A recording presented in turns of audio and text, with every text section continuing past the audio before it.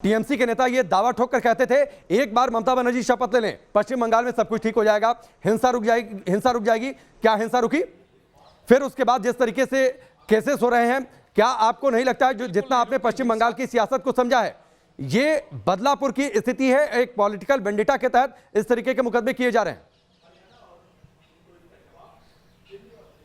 चुनाव के पहले इस बदलापुर की पटकथा को लिख दी गई थी। एक रिपोर्टर की नाते अगर मैं बोलूं, और जो वहां पर मैंने अनुभव किया और बड़े लंबे समय तक मैं वहां रहा, चुनाव के बहुत पहले जो राजनीतिक विरोधियों के दमन की जो एक प्रक्रिया वहां पर शुरू हुई वो लगातार जारी है। चुनाव के दरमियान थोड़ा वो कम इसलिए हुआ कि वो केंद्रीय बल के लोग तैनात थे और बहुत कुछ केंद्र सरकार और चुनाव आयोग के हाथ में था और वहाँ लोग कुछ बहुत ज़्यादा कर नहीं पा रहे थे, लेकिन जहाँ वो करना चाहते थे वहाँ कर ही लेते थे।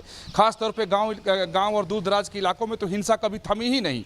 और चुनाव के बाद कैसी हिंसा होगी, किन किन गांवों को उजाड़ देना है, कितने लोगों को भगा देना है, किन किन लोगों की हत्या कर देनी है, मुझे ऐसा लगता है जो मैंने वहां अनुभव किया 3 महीने रह करके, लगा कि ये बिल्कुल पहले से तैयार है। इसमें कहीं कोई अब कोई न कुछ जोड़ा जा रहा है न कुछ घटाया जा रहा है, क्योंकि वो राजनीतिक प्रतिशोध का एक इतिहास वहां पर आएगा। सीपीएम के जमाने से अगर आप देखें तो सीपीएम की जब सरकार थी, वामपंथी लोग वहां थे, तब भी वहां पर इस तरह की घटनाएं होती थी। पश्चिम बंगाल के लिए कोई नई बात नहीं है। लेकिन अगर ममता बनर्जी की अगर हम बात करें तो अब कुछ बहुत ही ज्यादा है जो शर्मनाक भी है और खतरनाक भी है इस देश के जनतंत्र के लिए और देश की व्यवस्था के लिए, क्योंकि वहां जो दिखाई दे रहा है कि ममता बनर्जी कुछ भी मानने को तैयार नहीं है। जिस संविधान की वो खुद कई बार दुहाई देती है, उसी संविधान और उसी कानून व्यवस्था को वो नहीं मानती है और वहां हिंसा लगातार बढ़ती चली जा रही है और टारगेट करके लोगों को मारा जा रहा है और गांवों को उजाड़ दिया जा रहा है। दर्जनों गांव उजाड़ दिए गए हैं, सैकड़ों लोगों के घर जला दिए गए हैं, लगातार महिलाओं के साथ बलात्कार होती है। मेरा निजी अनुभव है कि बार्निया एक जगह है नादिया जिले में, जहां मेरे सामने आकर के लोगों को धमकाया गया और कहा गया कि यह संवादिक क्या कर लेगा।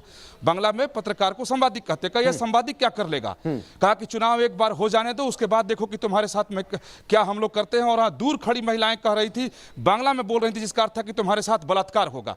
तो इस तरह की चीजों को तो हम लोगों ने ग्राउंड पर अनुभव करके देखा है, वहां कान से सुना है, आंख से देखा है, लोगों के मुंह से बातें सुनी है। ये तैयारी पहले से थी। जो कुछ अभी हो रहा है मुझे तो आश्चर्य है कि अभी कम हो रहा है, अभी आगे और भी होगा बंगाल में।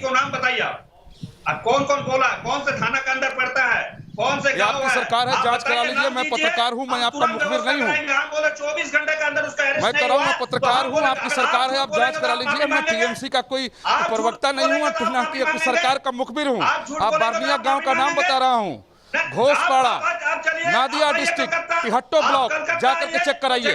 हम आपको लेकर जाएंगे। अगर 24 घंटे के अंदर वो व्यक्ति को अरेस्ट नहीं हुआ, नहीं, जगह का नाम सुनिए संजय सरकार, सुनिए संजय सरकार, जगह का नाम आपको विकास ने बताया और आप नाम पूछ रहे हैं ना, और देख लेने की धमकी की बात। सुनिए एनके सिंह सर भी हमारे साथ हैं, उनको भी अच्छे तरीके से याद होगा। 1 मिनट सुनिए संजय सरकार, सुनिए पहले, संजय सरकार सुनिए पहले। चुनाव के पहले जय श्री राम के जब नारे लग रहे थे अलग अलग जगहों पर, तो आपकी सबसे बड़ी नेता ममता बनर्जी ने ही कहा था केंद्रीय वाहिनियों को चले जाने दीजिए, आपको यहीं पर रहना है, देख लिया जाएगा। ये धमकी दी थी कि नहीं ममता बनर्जी ने? श्री राम के तौर पे कुछ बोला नहीं गया था। धमकी दी थी कि नहीं दी थी? धमकी दी थी कि नहीं दी थी? धमकी दी थी कि नहीं दी थी?